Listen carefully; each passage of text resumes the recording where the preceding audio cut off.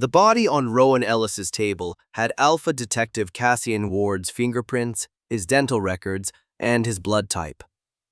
There was only one problem. Cassian Ward was standing behind him. Rowan turned slowly, one gloved hand still resting on the black zipper of the body bag. The morgue clock read 1:17 a.m. Rain tapped the basement windows, soft and steady, while every instinct in his Omega body told him the man in the doorway was real. Tall, broad-shouldered, steel-black hair damp from the storm, pale blue eyes fixed on the tag tied around the corpse's wrist. "Tell me you haven't opened it," Cassian said. "Tell me why the dead man has your name." Cassian locked the door behind him. "Because someone wants the city to believe I died tonight. And because you are the only forensic pathologist I trust not to help them." Rowan should have called security. Instead, he pulled the sheet lower. The dead man's face had been damaged beyond recognition, but the body was Cassian's height and build. A biometric scanner had matched 6 points on the right hand. The hospital database displayed a green confirmation beside Cassian Ward's name. "Fingerprints can be lifted," Rowan said. "Dental records can be altered. Blood type is easy." "But this identification came through the police server." "That server is the reason I'm here." Cassian placed a sealed evidence drive on the steel counter. For 6 months, he had investigated a private clinic called Meridian House. Officially, it treated injured officers. Unofficially, it harvested medical records, scent profiles, and biometric data for powerful clients who needed an alibi or a new identity. Tonight, Cassian had finally copied its patient ledger.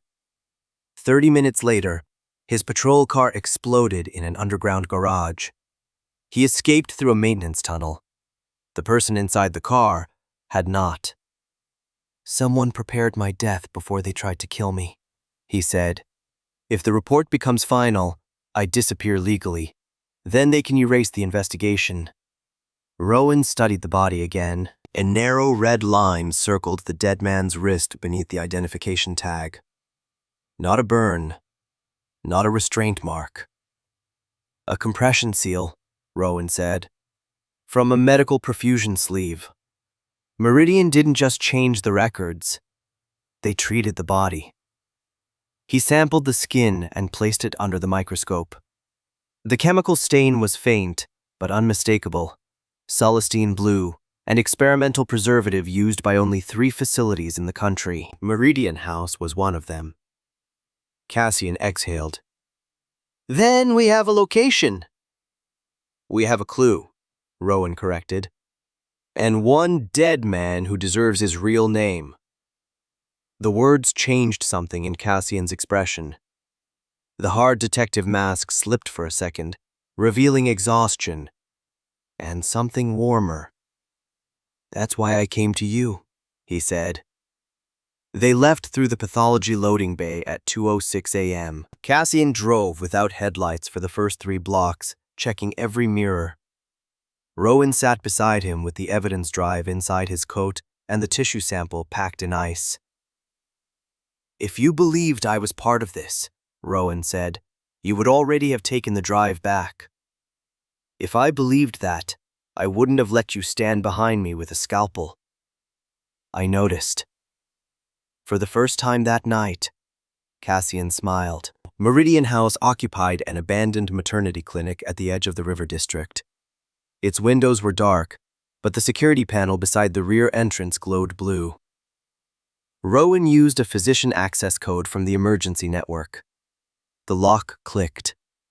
Inside, refrigerated air carried antiseptic, old concrete, and a trace of alpha suppressants. Cassian went still. "Someone's here." They moved through empty examination rooms until Rowan found a hidden elevator behind a cabinet wall.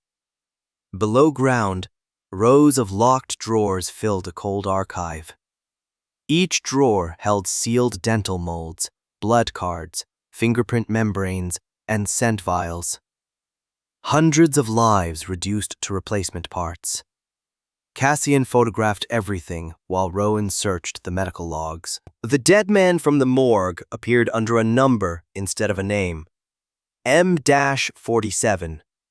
Transferred from a private detention facility, sedated, reconstructed, placed in vehicle C-12. At the bottom of the record was an authorization code Rowan recognized. Dr. Silas Venn, Deputy Director of Forensic Services, Rowan's mentor. "He trained me," Rowan whispered. "He signed my first appointment. Then he knew you would be working tonight." The elevator doors slammed shut behind them. Red emergency lights flooded the archive. A recorded voice announced a contamination protocol. Steel shutters sealed the exits, and the refrigeration system began dropping the temperature.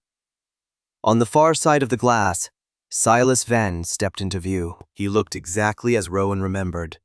Silver hair, calm eyes, immaculate suit. Only the gun in his hand was new. "You were always too observant," Venn said through the intercom. "A useful quality until it becomes disloyalty." "Who was M-47? Rowan demanded. Venn smiled. "No one the city will miss." Cassian moved closer to Rowan, shielding him from the glass. "You built false deaths for criminals. For ministers, executives, officers, people who keep the city functioning. Your investigation threatened stability. Your death restores it." The temperature fell below freezing. Rowan's hands began to shake, but not from fear.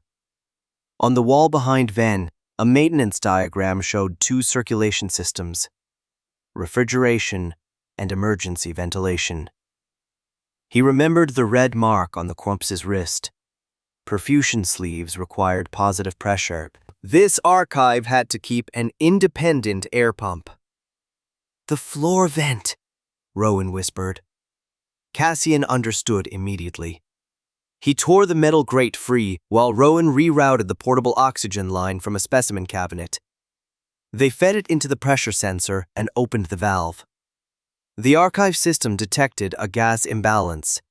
An alarm screamed. Under safety protocol, every shutter released at once. Cassian hit the door before Venn could react. The gun fired. Glass shattered.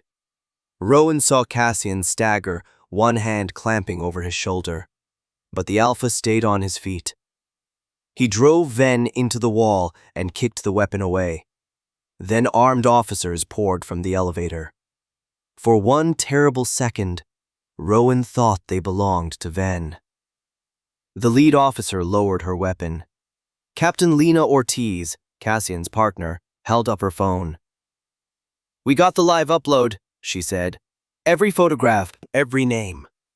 Cassian had not merely copied the archive, he had transmitted it the moment they entered. Venn was arrested before dawn. Meridian's client ledger went to federal investigators. M-47 was identified as Tomas Gray, an Omega courier who had vanished 2 years earlier after witnessing a political murder. His family had never stopped looking for him. At sunrise, Rowan stood outside surgery with Cassian's blood drying on his sleeve. The bullet had passed cleanly through the Alpha's shoulder. Painful, but survivable. When Cassian finally opened his eyes, Rowan was beside him. "The city still thinks you're dead," Rowan said. "Only until Ortiz files the correction. You could use the time to rest." "I had something else in mind." Cassian's good hand reached across the blanket.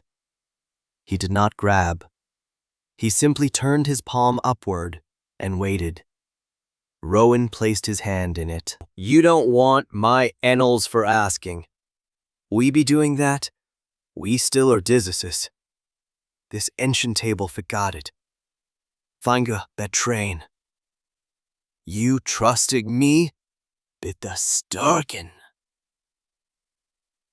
You traded it over before from Skipton Inn. The Stuminum saved once, who had clean with weed legs. Shot, fang. This kind of skittered salty sweek, or with your builting fluich. He knew he was struck up in this fan-sized active. I am going to ranch your bucketing. I am going to believe that I am ignoring the goal walkening.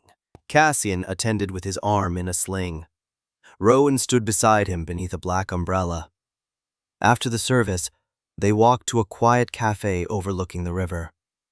The morning was cold, but the sky had cleared. Cassian set 2 cups on the table. I have a question that doesn't involve a corpse.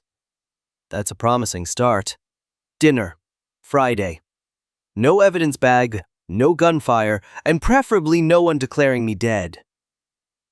Rowan pretended to consider it. I can agree to the first 2, he said. The third depends on how interesting you are. Cassian laughed, low and surprised, and the last of the tension left his face. The city had tried to erase him with a perfect body and a perfect record. But a false identity had failed because one Omega looked past the name on the tag. And this time, when Cassian reached for Rowan's hand, Rowan did not wait for evidence.